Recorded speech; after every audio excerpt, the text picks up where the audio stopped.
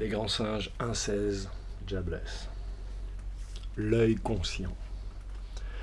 L'univers serait donc un chaos éternel qui œuvre à sa stabilisation multitemporelle en lui-même et pour lui-même. Par et pour la conscience de chaque esprit devant s'équilibrer lui-même, pour s'étendre et créer de nouveau. Nous serions ainsi et véritablement tous des émetteurs, récepteurs, transmetteurs vivants, conscients et inconscients de cet ordre universel inchangé et inchangeable.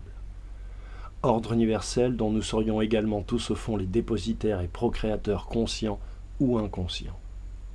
Ceux qui l'ont compris sans vouloir l'entendre, l'accepter, l'élite des grands singes progressistes initiés, tous et toutes adorateurs et adoratrices des énergies inférieures putrides, depuis la nuit des temps tentent invariablement de recréer un univers à leur image et pour leur profit unique. Les textes manuscrits et tablettes antiques ne sont ni codés ni métaphoriques ni symboliques mais poétiques. Aucun langage n'est plus proche du réel, l'intérieur achevé, que la poésie. La poésie est la langue identifiante et identifiée de l'unique. Une musique sémantique séquentielle que le principe créateur de toute vie destine à chacune de ses créatures. En par et pour chacune des langues sous ce ciel révélé. L'unique rituel sémantique, loyal et déclaratif, de son entière appartenance au grand tout manifesté, sa véritable histoire. Ainsi, les textes manuscrits et tablettes antiques disent littéralement ce qu'ils et ce qu'elles nous disent. Ainsi, les textes manuscrits et tablettes antiques montrent littéralement ce qu'ils et ce qu'elles nous montrent. Notre univers. Et ses réalités multiples ne formant de fait et au fond qu'une.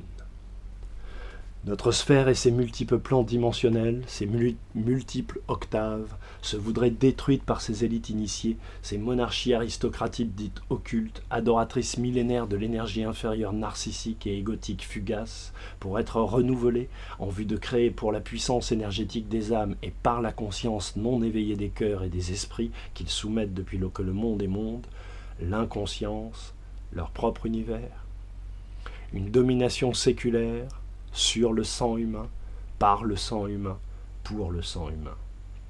Une dimension progressiste historique et terrestre neuve, où l'ignorance programmée et dirigée de leurs semblables primordiaux pourvoira à leur unique profit tous les bienfaits des essences des corps et formes énergétiques matérielles et technologiques qui nourrissent les seuls sens, les leurs.